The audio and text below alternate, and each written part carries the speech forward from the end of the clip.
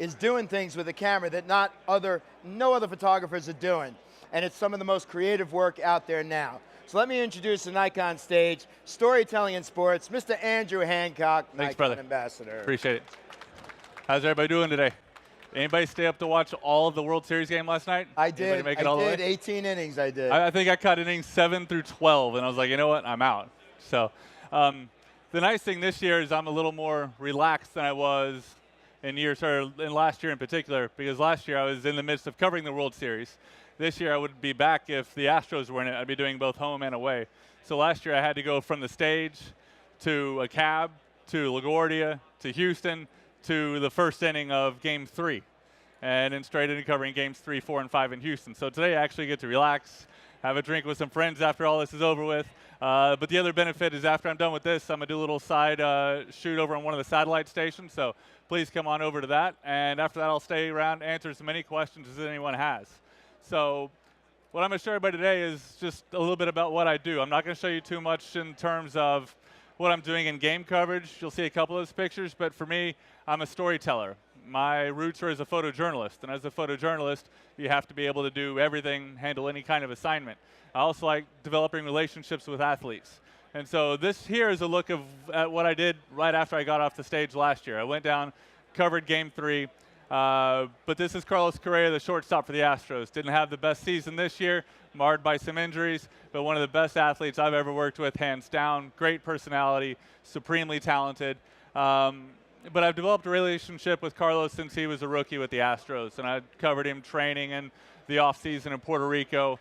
But it gets to the point now where he trusts me. And so this is before Game 5 of the World Series. And this is in his backyard. That's him just kind of hooping it up with his brother. And so for all this stuff, I'm using the D850. Everybody thinks as a sports photographer, the D5 is going to be my go-to body. But in all honesty, the D850 has the lion's share of the workload. I love resolution. I do a lot of commercial work. And so for that, the more file I can get, the better. The D5 certainly still has its place. I used it extensively during the ALCS this past week down in Houston. But D850, definitely my go-to camera. But yeah, that's just Carlos hooping up with his little brother in the backyard. I just kind of like showing what he goes through on a daily basis before a game. This is some off-season work, but I also had to tell Carlos I'm a bit of his lucky charm, as I did some behind-the-scenes stuff with him during the ALCS and the World Series, those 2 days whenever we worked together. He's doing batting practice with his dad, just trying to stay in a routine. Both games, he ended up hitting home runs. Both games, Houston won in a walk-off. One of the games, he hit the double that scored the run. The other game, he was the game-winning run. They got knocked in. So I was like, we got to do a little more of this. But he asked me to come down to Houston in February, just kind of get him doing some off-season training, getting ready for spring training. So there he is in Minute Maid Park, just kind of going through the routines with his old coaches, working on doing the strength training stuff. I love covering the games and the action on the field, but as a storyteller, I'm really intrigued by what all goes into an athlete's preparation. People don't see what goes on whenever they're behind the scenes and they're working out and how they're staying healthy, how they're trying to recover. I'm a former athlete myself, so it's always something I've been really passionate about trying to show.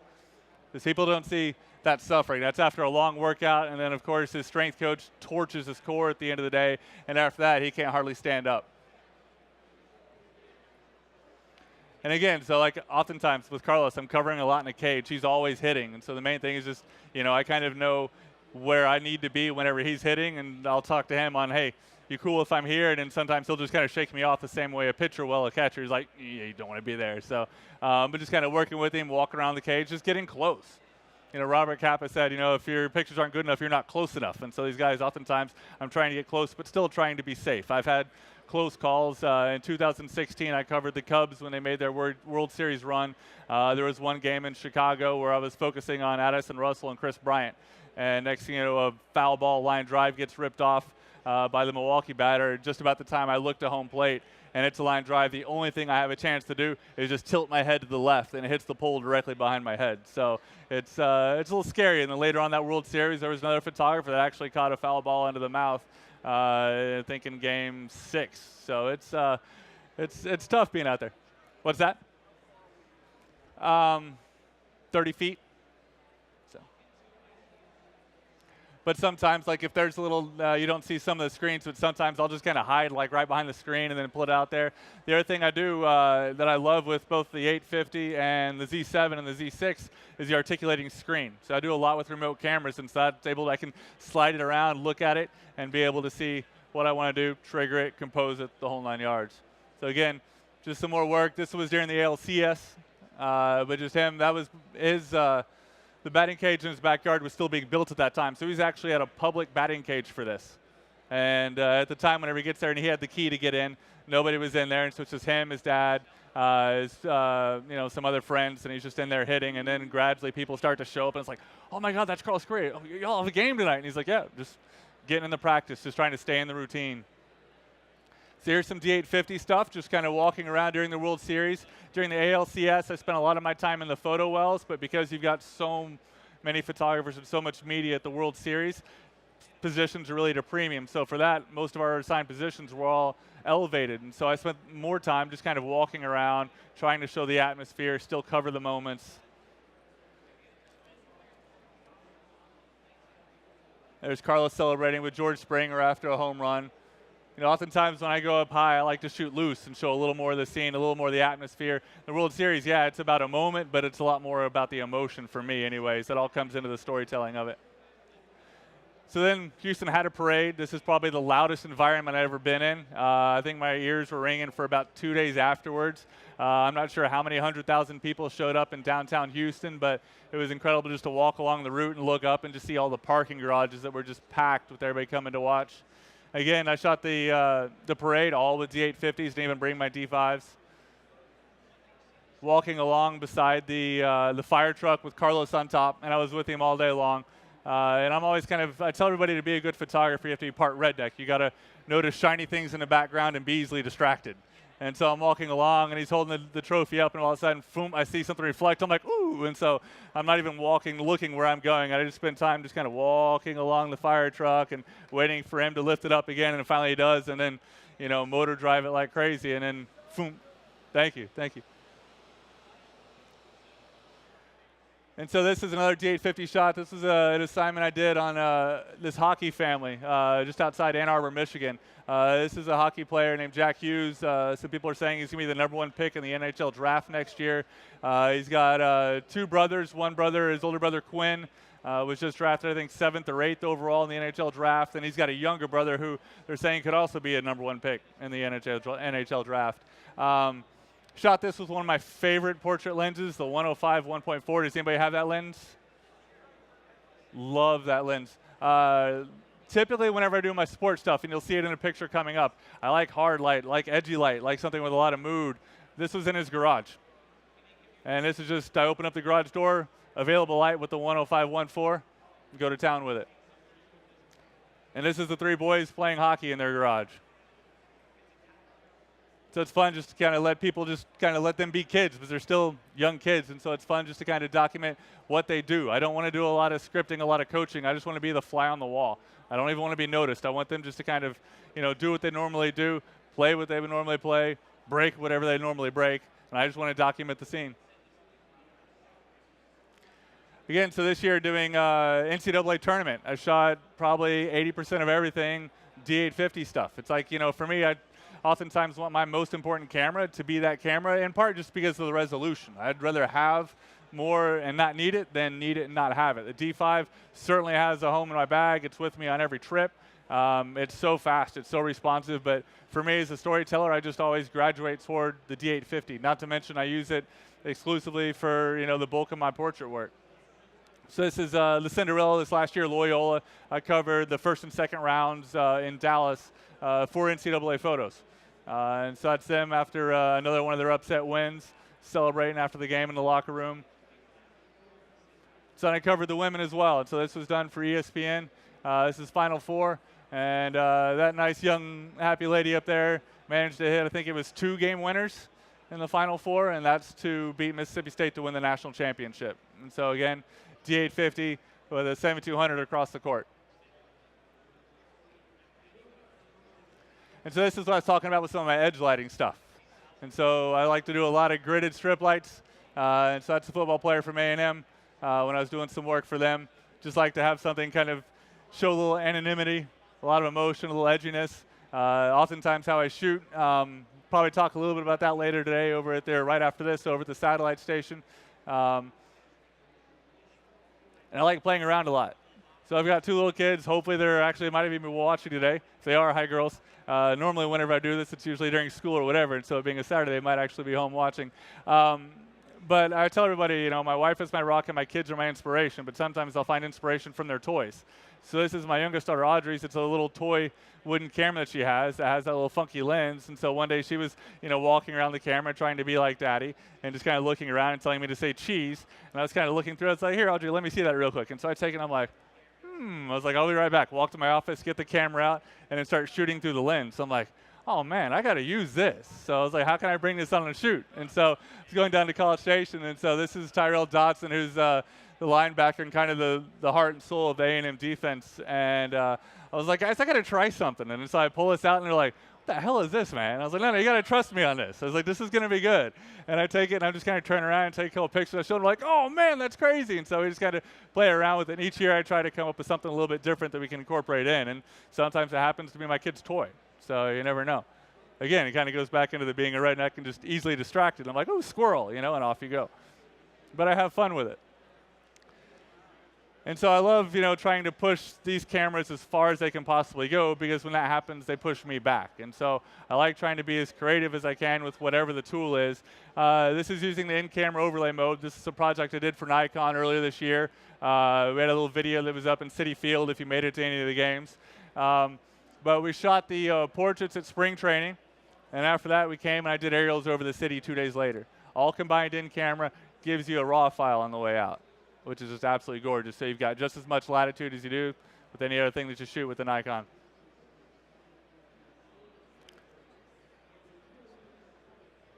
And so I've got a couple other projects of this in the works. Made a pitch the other day to my client at ESPN, hoping to maybe do something like this for the body issue this next year. I did some testing with that out in California.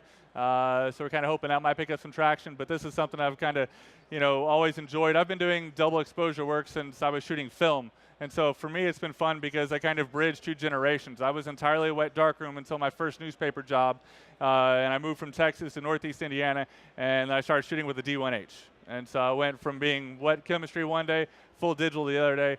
But even when I was doing my film stuff in college, I was always intrigued with doing multiple exposures, stacking negatives in the darkroom, just trying to be creative and find other ways to do things. And so enter the Z7. So I got the call this past summer, like, hey, we love the stuff you did for the D850. You come do some Z7 stuff? I was like, absolutely. But back whenever I did the D850 work, I was doing a B&H Live panel, and one thing somebody asked me, said, hey, you know, are you disappointed this isn't a mirrorless product? And I was like, no, I was very dismissive of it. And I said, you know, I look at enough screens as it is. I don't want to look at another screen. I like the optical viewfinder, and that optical viewfinder in the D850 is the best thing I've ever used. Until I picked up the Z7, and I was like, all right, let's see what this is all about. 5 minutes was all the adjustment took, and it felt natural. And the funny thing about this is I actually feel like it slows me down a little bit, which is really refreshing, because I'm not taking the camera away from my eye. You know, because what you see is what you get when you're looking through the viewfinder, and so I'm looking through, and I'm just able to keep shooting. I find I'm shooting less frequently, but my frames are more selective, and I think my moments are a little better overall. So we're working on the campaign. This isn't a CrossFit gym. I kind of reverse what I would normally be doing, because oftentimes I'm traveling with a lot of really heavy light, use a lot of strobes. Whenever I'm not shooting just available stuff, which is only a fraction of the time unless it's documentary style. So this is all with speedlight stuff. And so it was a lot of fun to use that WR10, plug in on the side of the camera, plug in, sync the strobes, and go. And so this is just with one light looking over. I was on some steps looking over a bunch of barbells.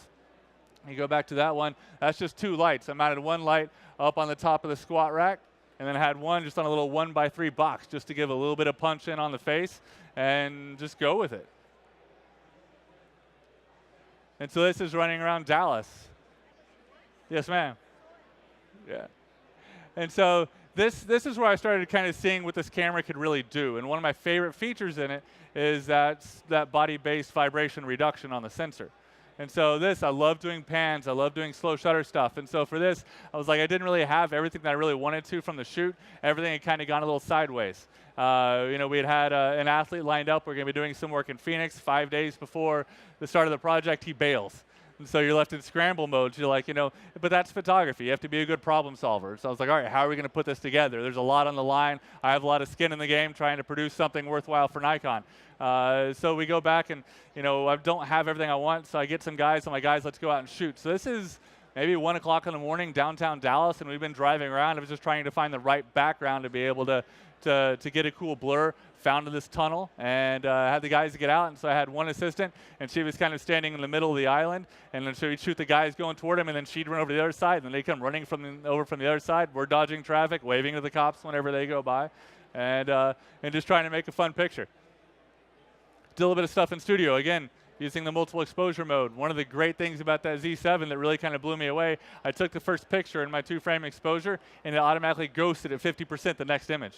So I kind of knew exactly where I wanted to put that next picture in the composition, which was a really, really neat thing. So this one just kind of starting to really test the dynamic range of the camera. Whenever I get to work on an assignment like this, I want to push the camera as hard as I can. I want to see if I can make it fail, see if it's going to make me fail, which oftentimes makes me a better photographer, because I'll go through a shoot. I hate 98% of everything I shoot. I would imagine some of y'all are probably the same. I see all the flaws in everything I do. So after a shoot, I'm going to go through, and I'm like, don't make this mistake again. I'll identify everything I did wrong. Just kind of like a player will go through and kind of watch the tape from a game and see where they messed up. I'm the same thing whenever I go through my pictures. So we went out to Hawaii for part of it. So we were going to go from Arizona to start the project, which got canceled. Then we were going out to Hawaii. I wanted to do some like beach plyometric work. One reason why I chose Hawaii, it was a cheaper flight to get there from Arizona than it would be going back to the Caribbean. The other reason is because in August, it tends to be hurricane season in the Caribbean. I was like, don't want to go out there, have to deal with hurricanes. That makes everything more complicated. I said, we'll go to Hawaii. Hurricanes out there, right? Hurricane Hector. So right after we booked the flights, we get everything set. About 12, 14 hours later, that's when Hector formed. So I'm like, this is going to be great. This is going to make things a lot of fun for us. Made a couple pictures, didn't get everything we wanted. One thing we wanted to do was we were going to do a day of underwater work. Seas were far too choppy, and it wrecked all the visibility in the water. We had about 12, 16 inches of visibility for places that we could have swam to shoot. Didn't work. So ended up doing just a lot of beach work. The neat thing is all the models ended up sourcing all ended up being American military, which was a lot of fun to work with our armed forces and doing that. This is Katie, who's just a fantastic girl to work with. When we were doing the battle ropes, and on this one, I've got my assistants about 8 feet up a tree. We finally got sunlight. Of the entire time we were there, we had about 10 minutes of sunlight for a sunset or a sunrise the entire trip. And so that was it. And so Alex quickly raced up about 8 feet up a tree, held our octalight with 2 SP5000s in it, strobed it away. So since I didn't get to do any underwater stuff, when I got back home, I was like, all right, got to try to see how this thing performs underwater. That's a really good test for what it's going to do as far as color reproduction, dynamic range, and that sort of thing. And so there we go, find a pool. You'll recommend him. That's Chris from my nighttime run picture. So I was like, Chris, I got to get you in the drink. I was like, we're going to hop in. It's going to be cool. Trust me. So he hops in. We do that. So now on to these. How did I do this? This is using the in-camera overlay mode. This is on the Z7. I shot all these on assignment for the Players Tribune last week, covering the ALCS in Houston. And the thing that made this whole assignment tricky is I was normally going to be doing my behind-the-scenes stuff. I had some stuff set up with Alex Bregman this year, but the Astros then go into a 3-0 hole. And so at that point, some of the guys don't really want you around. They just kind of want to lock in, focus on baseball, that sort of thing. I'm like, well, crap. I don't have all the behind-the-scenes stuff that I'd normally be getting. Client was expecting on that. Still, the client's expecting me to come back with something really, really cool. So I go out to lunch. I'm having lunch with Chris David Garcia, who's the creative director for the Astros. And when you're around creative people, it just kind of fuels me to be even more creative. And so we're leaving a spot, having lunch.